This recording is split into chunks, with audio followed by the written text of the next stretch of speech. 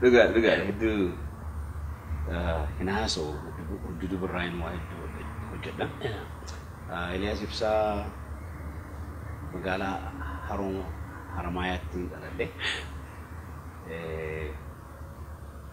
Achumattiin baradhee kutaa takka ilaa kutaa 8 booda high school Harar senior secondary school jaaniin san achittiin baradhee san booda haaluma jiruutu mijaawin sababa abbaa kiyyaa fi qabsoo keessa waan inni jiruuf namni biyyarraa baqate san booda Ameerikumaan yeroo hedduu. Tole ni beeka afaan kan kee yeroo baay'ee dhuunfaan gaafa walitti haasofnu afaan Ingiliziitti si kaata. Biyya Faranjii waggaa meeqa turte? Ture. Amata 27. Kun waggaa baay'eedha. Ati hin dhalanne isa guutuu. Kun waggaa baay'eedha. Jireenya yookiin bu'aa bayii dabarsitee kutaa meeqa taatee biyya sanitti deemtee sana booda eessa kaatee amma as geesse biyya Faranjii kana keessatti? High school fitee teenya biyya kana numa baanee bulayya kiyya achi jira ture. Bulayya kiyya kana guddaa Mahamad Ibsaa jaaniin inni gisee san Ameerikaa ture. Baqatee karaa Jibuutiitiin Ameerikaa seenee san booda waraqaa haala naaf jeeteetu maanis Ameerikaa seenee amatti 27 dura. Tole waa'ee maatii irraa dhalattee haasa'uuf feena. Abbaan kan kee baay'ee nama sabboonummaadhaan beekamudha. Sanarratti immoo sooressa dammaqedha jedhanii. Waa'ee abbaa kee fi amala isaa yookiin oromummaa isaa akkamitti ibsuu dandeessa? Dhugaa keeti. Abbaan kee nama ajaa'ibaati. Ammallee akka Faranjittutti still strong. Ammallee nama jabaadha. Ormi isaa mata toora 82 ni ta'a. Ni jira nagee jira. Waan dhimma Oromoo kana waan sabboonummaa kana isuma irraa ijoollummaa irraa hin barsiise. Ijoollummaa irraa mataa keenya keessatti tokkummaa namni Oromoo akka wal baru namni Oromoo akka wal cinaa dhaabbatee wal gargaaru Oromummaan waan taate isaatu mataa keenya keessatti ijoollee isaa cufa keessatti halkanuu teenyee waan Oromoon keessa jirtu rakkoon Oromoon keessa jirtu rakkoon sirni cunqursaa nu godhu jiru kana cufa isaa fi haati ta'e ta'anii halkanuu nu barsiisu tura. Kanuma kan hin jiru. Keessumaa aadaa Oromoo jajjabeessuu irratti nama gahee guddaa qabaachaa turan jedhanii keessumaa tuuta afran qalloo nama deeggaraa turanii jedhanii dhagaye. Dhugaa. Oomishni tuuti afran qalloon toora amata 53 kana dura sosoomsa qabsoo Oromooti. It's a movement. Magaalaa Dirreedawaa keessatti manni Oromoo kan tokko walitti qabamaniiti sosoomsa kana uuman. Kana roorromu isaan irratti uumuu jiru fi even though afran qalloon tuuta muuziqaatti leeyoo beekamte. Ammoo dudduuba irraa isaan walitti qabamuu isaanii kun Oromoo walitti fiduuf. Sosoomsa Oromoo kaasuuf walitti qabamanii inni gisee san Haramaayaa jira. Dhaloonni isaa Dirreedawaadha.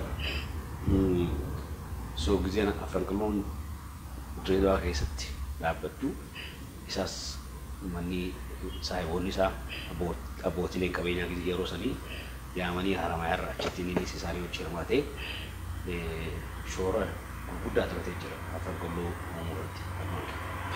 Waa'ee harmee keetii wanti nutti himu jettu harmeen kee lubbuudhaan hin jiraniin dhaga'ee waa'ee ishee waan nutti himu jirtu. Wanti maqaan ishee Haawwatu Kabiraati. Warra Qarsaati. Qarsa dhalattee isii amata 17 abbaa kee hojii Haramaayaa tola galchitee hamanii lubbuun hin jirtu ammoo isiin nama miskiina gargaaru fedhu uummatii. Yoo nyaattee nama nyaamtee karaarraa nyaatti nama hedduu gisee namni si yaadatu emotional ta'a. Nama hedduu namaaf cinqatu. biyyi cuftuu nu jaalataa sabbootuudha ajaa'iba. Manni keenya bana namni cufaatu dhufee waan qabu hojii nyaannaa silaa Oromoon jiraatte nama fedha jirtu maali rabbi ramataa godhuu fi hawwatu kabira jaamti. Obbolaa meeqa keessatti dhalattee gariin isaanii Ameerikaa akka jiranii quba qaba. Meeqatu isaan immoo biyya keessa jira? Amma biyya keessa tokkumaa jira. Abbaa keessan dabalatee jechuudha. Abbaan kiyya Minnesota jira. Okay, Minnesota. Minnesota jira abbaan kiyya. Guutummaan maatii keessanii Ameerikaa jira jechuudha. Ameerikumaa fi Awustiraaliyaa Kanaadaa jira. Cuftinuu biyyarraa haalumaatu nu baqachiise. Nam tokko kophaatti dhiistanii.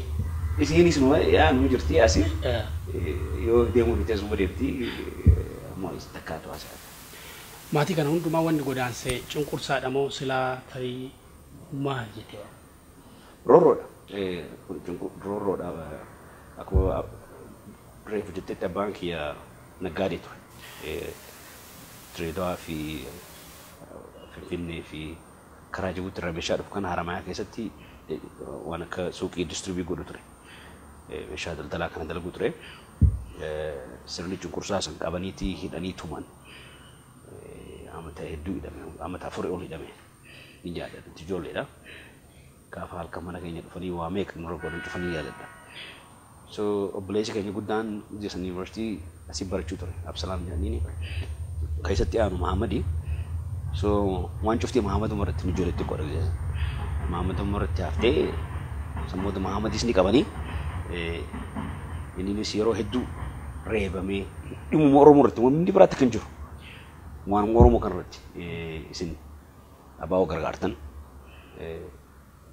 akka beekamutti abaa'oo gargaaru ture abbaan keenya yeroo sadiitti namni isin bira hojjetu namni isin bira jiru cuftinuu abaa'oo gaara galee jira isin tsara abiyoot jedhan ingiliisanitti ni yaadadha adahaarii waan akkana yuus godhu ture dhabnee sabuma sanitti namuu gargar facaanee namu Ameerikaa fi Kanaadaa fi Awustiraaliyaatti baqatee jechuudha. Akka sirraa hubataa jirutti eenyummaa kee fi kan maatii kee waan baay'eetu wal fakkeessu jira. Namoota sitti dhiyoo jiran irraallee waan baay'ee yoo qooddadhu. Eliyaas Ibsaa nama gammachuun namaa yookiin milkaa'inni namaa isa gammachiisudha, arjaadha, baay'ee gara bal'eessa jedhanii. Maatii kee irraa dhaalte moo aadaa kan akkamiin gabbachuu dandeessa? Nama si email beekamu nama san boodana himta laki akkuma itti guddate ka namni akkuma itti guddate taamti namni is waanuma facaasee hammaarrataa bar kun cuftinu waanuma haatiitiyaa fi abbaan keenya barsiisan obboleeyyan keenya kana tura jiran nama gargaarutti nama jinaa dhaabbachuutti keessaa fuudhimma Oromoo irratti Oromoon saba kam raawuu akka gadi hin taane karaa artiittis taatu, karaa diinagdeettis taatu, karaa siyaasaattis taatu, karuma cufattu Oromoon jabaachuu qabdutti faamilii amanu faamiliin keenya kun. So akkasii guddannee sanumaan anis hojii irratti oolchi jechuudha.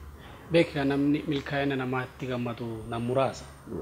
Kwaalitii guddaa jechuudha. Karaa biraa immoo Eliyaas jaarmiyaa jabeessutti nama amanuu waan akkanaa immoo waan obsa gaafatudha.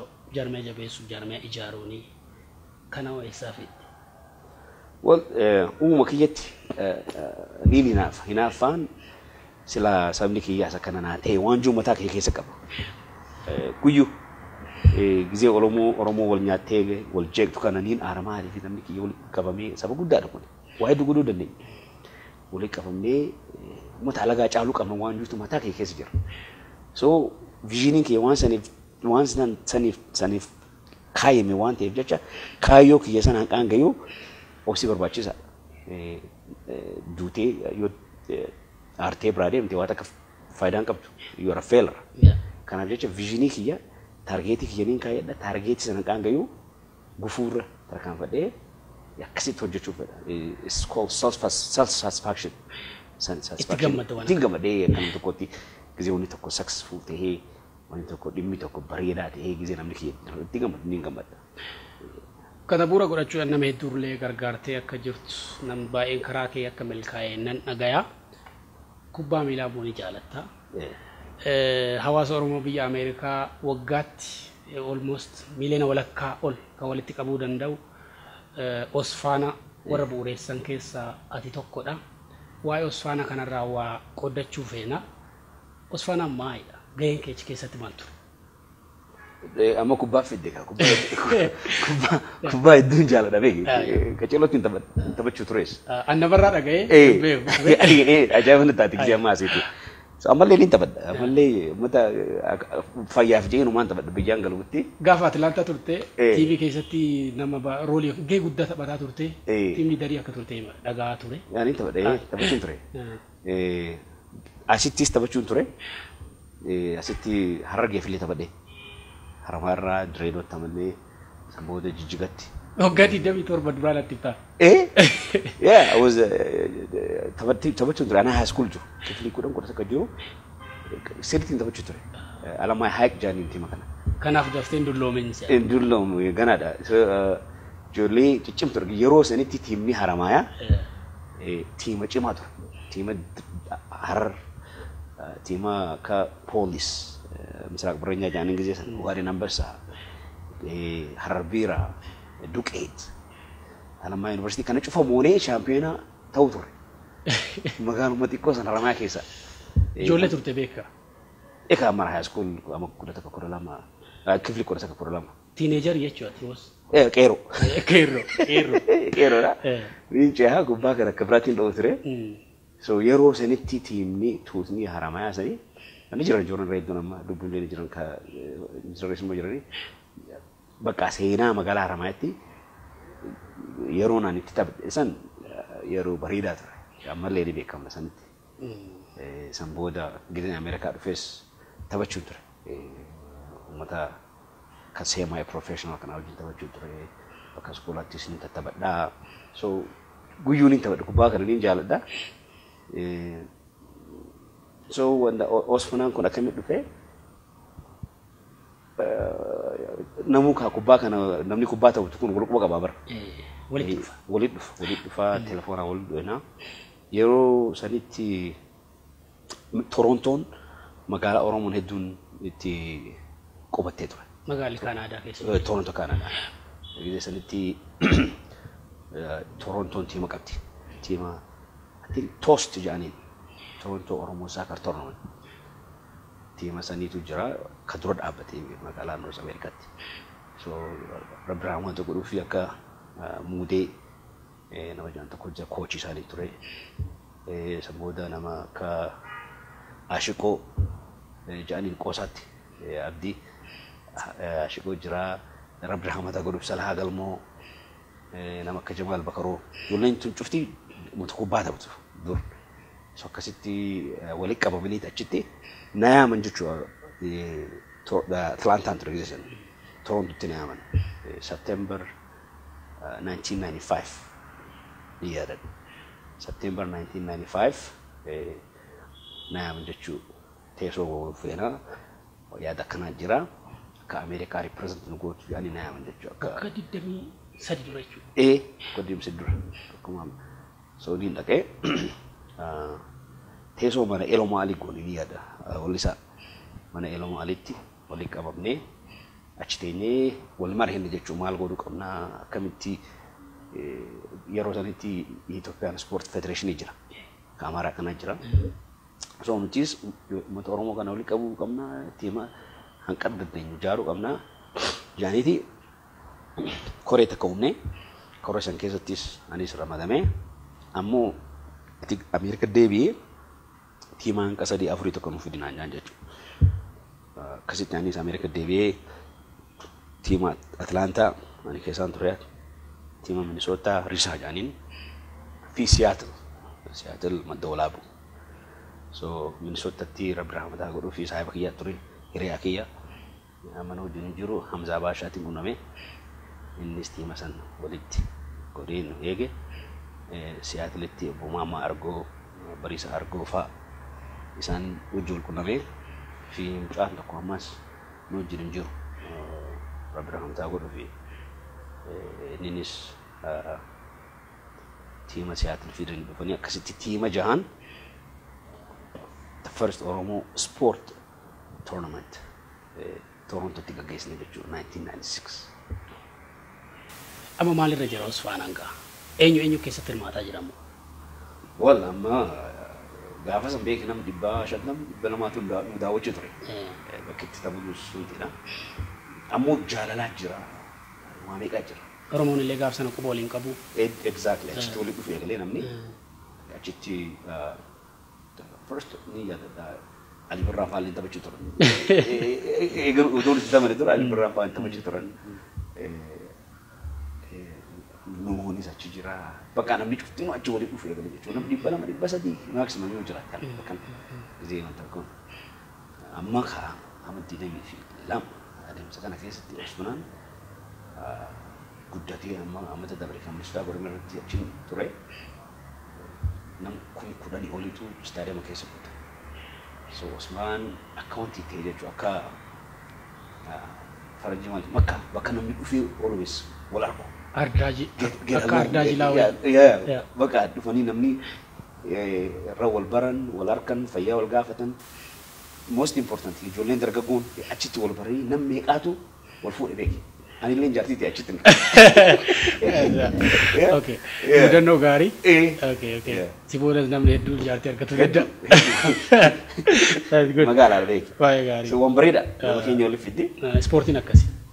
Waan North America keessatti dalagaa takka humni bareedaan kan mallee siyaasaan keessa hin jirre amantiin keessa hin jirre iddurra deemtee humni nagayaan deemu jirtu Usmanaadha. Usman amma garee meeqa qaba? Tiimii meeqatu walitti dhufee taphata waggaan? Diidamii lama ol. Magaalota Ameerikaa fi Ameerikaan alallee jiru jechuudha. Dhugaa. Kaanadaa irraa inni dhufana. Austraaliyaa Kaanadaas tiimii hedduu jira. Austraaliyaa dabalatee. Austraaliyaan dhufanii amata sadeen dabra kana. Waa'ee Usfaanaa asumarratti fidnee ispoortii garuu hin fidne. Mucaan kan kee Eemaan Eeliyaas taphataa kubbaa beekamaadha biyya sanatti sitti bahee fakkaata. Mbeni ganaadha kan amalaaluutiin jira beekamaa inni amat kudha afuri. Deeggadda footoo akkanumatti itti argan Jawaar fuudhee galakkisee namuu wanta godhaa Facebook kanarraa eeguun fedha maaliif guddachuu jira miti. Mucaa kee hangafadha. Hangafa. Eeman jedhanii amma narra dheeraadha. He's very athletic. He's a double athletic. Tiimi kubbaa lama taphata. Basketball sin taphata. Kubbaa miilaa sin taphata. Kubbaa miilaatti amma tiima classic level taphata. The highest level jechuun classic biyya sanitti. Classic level taphata. Hedduu nurraa gammachuu qaba. Gara fuulduraatti taphataa jabaata. Yoo rabbi jeeqa ammoo akka quraana jabaatuun fedhan. Kubbaa dura quraana beek. Isa reward yoo quraanatti jabaate alhamdulillah quraanatti jabaadha. Hedduun gammachuu irraa qaba eeman kiyya. Okay. Kubbaa keessa ispoortii keessaa gaafa baanu hojii biizinasii keessattis hirmaannaa jabaa akka qabdu nan beeka. DAK Investment Group DAK Oromiyaa kan jedhan waggoota muraasa dura si obbo Dinquu fi Qamar kan hundeessitantu jira. Waan suni Oromiyaa Airline daandii xiyyaara Oromiyaallee hundeessuuf hawwii akka qabdan dhaga'ee ture. Oduu guddaa ture yeroo sanatti. Eessaan baheera waan sun. Beeki adeemsa dinagdee fi biizinasa keessatti waa hedduu jira. Yeroo duraa gisee biyya kana dhufu namni Oromoo ka qabeenyi qabu hin jiru. Nama muraasa nam 5-6. So akkasitti taa'eetiin namni keenya karaa siyaasaa qofaa miti namni kaasa'uu qabu karaa dinagdeetiinis shola akkuma hawaasaattuu social lifein keenyaas hin jiru. Finfinnee kana keessa namni hin jiru. Nama alagaa kuuti ammoo nuti Finfinneen handoo Oromiyaa jenna. So jeetiin if gaafachuu ture. Fumaan gaafadha si galee. Akkasitti nama abbootii qabeenyaa fi influential ta'an jalbaree tokko Dinquudha. Akkasitti korora baafannee business ni magaalaa Finfinnee keessa jiru karaa Oromoottis galuu qaba. Gamoon harkatti cufti keenyaa miti.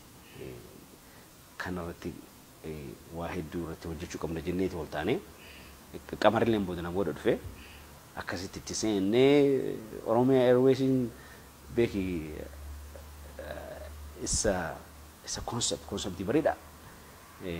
Reality isaarratti xiqqashoo duduba dhaabbanne maaliif haaluma jiru ka biituunis beeki Oromiyaa Airways gisee laayinsensii baafannu waa meeqa keessa dabarre laman Oromiyaa waan jiru kana yeroo sanitti sanis qabsoo guddaa keessa dabarre ammallee is valid laayisensii ni qabna fuuldurattis tiyaadu jira kaampaanii Egypt tokko hojii dalaguudhaaf eegafne booda Egypt Uprising san malee laayisensiin ni jira amma haalli mijaa'aa jira miti haalli eega mijaa'aa booda wanni Oromiyaa Airways biyya kanatti deebi'ee biyya kana keessatti uumamee hin daleeneef hin jiru. Waan sana waa'ee faayinaansii waa'ee laayisensii erga fixxanii inumayyuu immoo paayileetota lama qaxartanii erga turtanii booda isaan harkaa daangeffameedha kanan dhaga'e amma gara fuulduraatti waan yaadaa jirtan kanarratti Oromiyaa Airways qofa irratti jechuudha. Laki beeki biitii teenya hin tuqamne biitii teenya karaa dinagdeetiin gana is untapped opportunity as jiru karaa hedduun namni Oromoo faayidaa hedduu argachuu danda'u qabu biyya kana keessatti siyaasaan haa jiraattu siyaasaan biddeena siin bittu siyaasaan siin nyaachistu siyaasaan ijoolleetti siin guddistu so karaa siyaasaa irraa namni karaa economically empowerment dinagdeetti biizinasa xixiqqaamaan ta'an daldala irratti ajaa'iba ammoo uummata baankii biyya kana keessatti yookaan cufa dubbisee hin jira irra guddaan isaanii Oromoo Awaash Bank irraa eegalee corporate of Bank of Oromiyaa GE ammallee Obaaca ka commercial Bank of Ethiopia ka ta'e Oromoodha wanni isaan jedhan namni Oromoo walitti gurmaa'ee akka dhuunfaattis ta'an dhufanii nu irraa fayyadamuu qabanii hin arginu kana amma namni keenya irratti hojjechuu qaba. Accessiin ni jira haalli mijaa'aan uumamu jira dhufanii tuma biizinasa seenuudha. Yoo ta duraan taane sanarra tarkaanfattee biizinasi biraa eegaluu danda'uu qabda.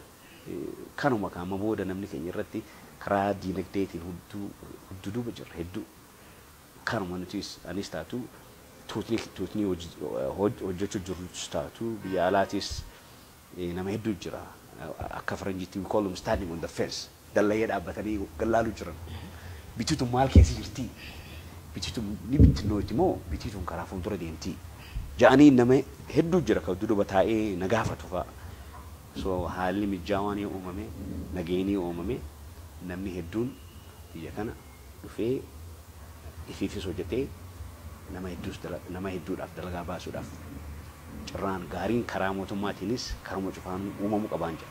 Wanti dinagdee irratti Oromoon itti laafee maal sitti fakkaata armaan dura? It's a self-inflicted wound. Ta duraa sirni sadeenu Oromoo irratti hedduu irratti hojjetan akka namni keenya waliin taane akka namni keenya hafuura keenya takkan taane akka tokkummaan keenya walitti itisne godhamee jira. Kuni psychologically nama hedduu miidhee jira. Amma amata 27 kana keessattis waanuma agarru kan kanarratti amma sabni kaan nu miidhe jennee saba kaan odoo miidhuun taane saba kaan akka Oromoon akka isaaniin taane agarsiisnee fuuldura deemuu danda'uu qabna akka Oromootti. DEK Oromiyaan amma Oromiyaa Airways alatti piroojeektii kam qabudha? Wal karoorri keenya hedduu ture. Hedduu irratti wanti ta'e malee karoorri keenya transportation, banking, foreign exchange, wanjuu kana bakka keessaa qabaachuu turre, resort and entertainment business,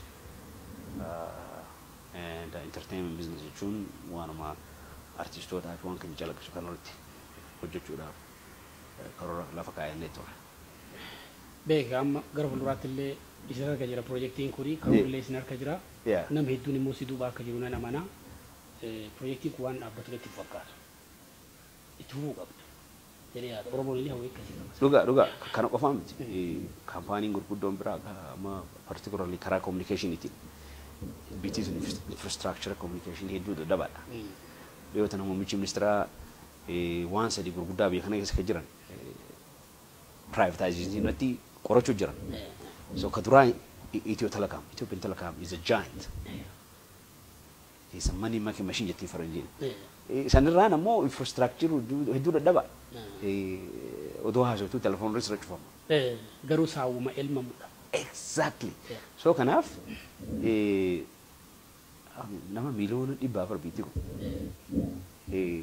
guyyatti nama sims kaardii meeqaa baafata jiran kuma ol every day sims kaardii kan haaliyoo mijaawe communication irratti biitti communication is everything wanti economy irratti so yoo haalli mijaawe kaampaaniin gurguddoon biyya alaa jirtu ta biyya kana dhuftee invest godhuudhaaf akkanatti eeggachuu jirtu stand by jirtu jira so haala bareedaatu uumamuu deemana fakkaata kattiyaan airlines ira airlines is one of the biggest airlines in the world big Ethiopian Airlines is sanis customer service isaaniitii fi privatization kanatti namni actually as a joint venture ni tirufe waan gaariidha so haaluma gaarii uumamu jirana fakkaata garaa dinagdeetii kana keessatti immoo namni keenya namni Oromoo wal jaaranii akka dhuunfaattis taatu wal jaaraniitis taatu bakka gaarii wanta kanarratti carraa amma uumte kanarratti keessatti argamtuun dirqama carraan kun dhufu carraa gaariidha particularly Iran deebi'e telecommunication it is very lucrative business cimaadha karaa voice taatu data amma injira internetiin taatu bitiitun hedduu duduba jirti san akkuma prime minister yetti san haalli mijoonaan there is no reason namni keenya akkatti seeneetti hojjechuu hin dandeenye. Tole gara muuziqaattan si fida akka abbaan kee tuuta afran qalloo baay'ee deeggaraa ture ati immoo muuziqaa Oromoo keessatti nama ga'ee guddaa taphataa turtedha.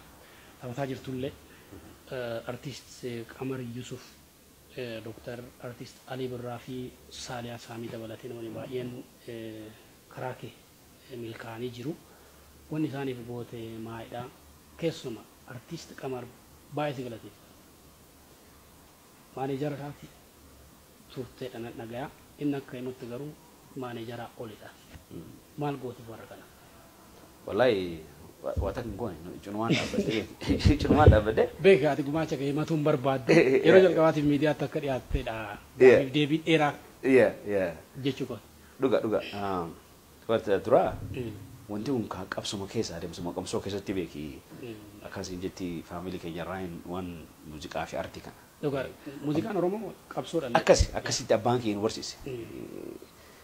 Dur maal jedhanii shagooyee jedhanii se shagooyee fi kinatii fi kana mana ni dhufan hawwisoo mana ni dhufan mana nyaatan manatti wanta godhan practice godhan mana keenyatti shaakalanii so san keessatti guddadee miti so gizeen muuziqaan teenya ta Oromoo jara kaanii gattaatu ni naafa beeki inaafee akkamitti hojjetu akka taate kanarratti ni haa hojjennu jeetiin Ali Birraanis mana keenya guyyuu dhufu ture amata 45 dura like 50 years ago Haramaya dhufu ture ani gaafa ijoollee ni yaadata amata 40 kan dura gizee Haramaya dhufu abbaan kiyyaas hedduu isa gargaaru ture so sanumarraa waanumaan mana irraa baase malma keenya irraa abbaa kiyyarraa fi haadha kiyyarraa waan hin bane fi obboleeyyan kiyyarraa obboleessi keessaa kan irra guddaa Mahamad Ibsaa waa hedduu dalagee waan artii kanarratti gaafa Ali Birraan for the first time namni Ali Birraan Ameerikaa fi Kaanaadaa turgoosise 1992 Mahamad Ibsaati so akkuma ilaaltutti wanti tuni faamiluma keessa jirti jechuudha waanuma mana keessa barree ala gabbaasnee uummata keenyaaf akka dandeenyutti hojjennee gumaacha baay'ee guddaadha. Keessumaa Qamar sirba haloo jedhu hedduu akka deeggarti keessumaa namoota sirba sanarratti taatee ta'anii jechuun sirba sana keessatti namoonni shagooyya taphatan faranjoota dabalatee situ fasiliteetti godhe mijeessa ture dhaqe. Dhugaa wajjuma dalaine wanti san beeki it was a hit. Nanawinti. It was a big time. He got it. Sandurutti Ali Birraa wajjin hojjedhee jira konsertii gurguddoo kan Ameerika godhaman sanarratti anaa fi obboleessa kiyya konsortii ta Oromoo tana si galee ta alagaa gadi hin jirru jennee odoo expensive maallaqni itti baasne kun odoo nun deebine kasaaraa fa'aa hojjennu gisee jechuudha. Maaliif maallaqa odoo hin taane kun ilaallu gisee sanitti nutis ni jirra Oromummaan teenya ni jirti Oromoon ni jirra rafti hin jiru barsiisuudhaaf. Namni gisee hedduu maallaqa irraa argamu hin jiru maallaqni aartii Oromoo keessaa qabsoodha. Yeah, so yooni qamaritti deebi'as. Qamar nama dandeettii cimaa qabu. Afaan hedduu haasawaa afaan Somaaleettis akkasumatti afaan Arabaattis afaan torbamu akkana haasawna fakkaate. So qamar Torontotti wal barree amata diidamii fi waa dura san duraas ol beekna. Amata Torontotti wal barree fedhii isaatiin arga.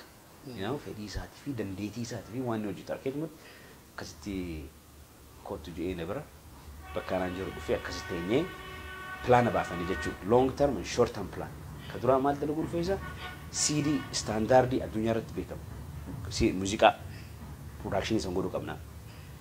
Akkasitti gurbaa tokko jira. Gurbaa san hojii ta'anii halkanii guyyaa achitti na biratti sammuu gada isa biratti ergee CD san haaloo naannawee CD bireedha muuziqaan san.